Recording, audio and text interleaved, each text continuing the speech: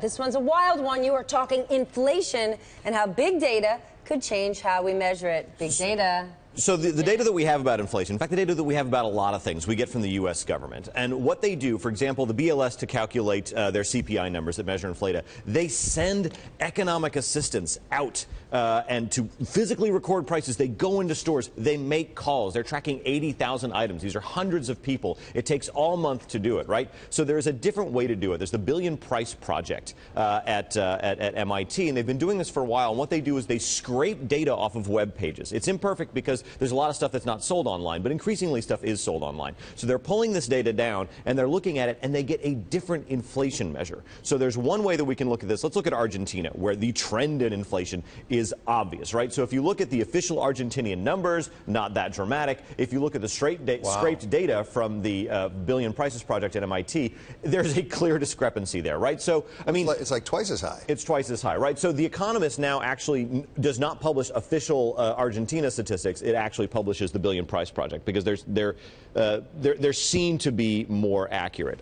But if we look at the U.S., there's a difference there as well. So the U.S., it's not quite the outlier, right? It's not as if the BLS is lying to us about inflation, but we get a different result, right? So when we're looking at this online index, that's in the yellow there, we're actually much farther in deflation than the official BLS numbers would have us believe. So the yellow one is the online there. The yellow one is the online. You know, we've got Gary Vaynerchuk here, and I pulled this idea in particular because you were coming on, and there's this he broader... loves inflation. Crowd into it. But there's this broader question. I think Gary Vaynerchuk. I think BLS. I think U.S. government data. That's your jam. Guys, real quick.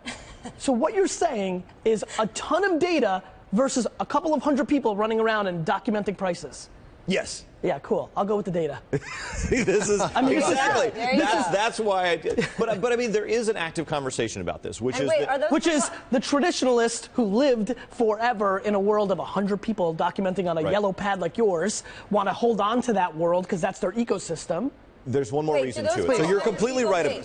Do those couple hundred people work for the government? Yeah. Okay, so they're not actually running then. They're actually walking at a slow pace and taking a lunch break. But here's what's going on. So that's absolutely right. The more data, more accurate, more options, often better economics. There's one issue, which is that we need these time series that go back very far. We can't do that with the online scraping. We can do that with the BLS data. So it's not a perfect substitution. It's not that it's a perfect substitution. It's a new proxy.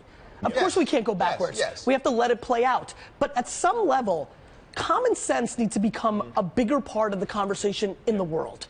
Like, when you have that much data at your access, that's what evolution is, and that's just the way it is. I'm sure cavemen played it differently. Yes, Gary, but mature businesses, it's very difficult for them to make that shift.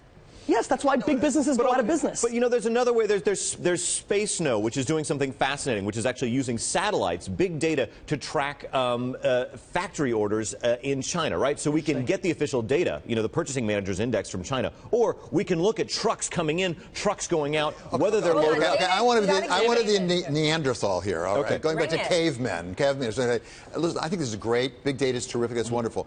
I think there's some value in the government actually taking a look at the data and making sure they're right. For example, I don't know the methodology that they're using at MIT. And data, as we know, is pretty complicated. A lot of it's pretty dirty. And you can make it say what you want. Clean it up. You can make it say what you want. So there's some value, at least in the government, having some say-so on vetting the quality of these data. I would agree with you, and I think it's entirely possible that within the next 5 years we could have a BLS online scraped price index, right, that supplements the data that we're already getting. Some hybrid. So we have this long time series, but increased accuracy. But we're learning all sorts of new things about economics. For example, in theory, when a country joins a currency union, prices should already be perfect, right? But, you know, what we know from scraping data is that the second that new countries join the euro, their online prices suddenly become more even because you have this price transparency. I think what we know is they need a new term, scraping data.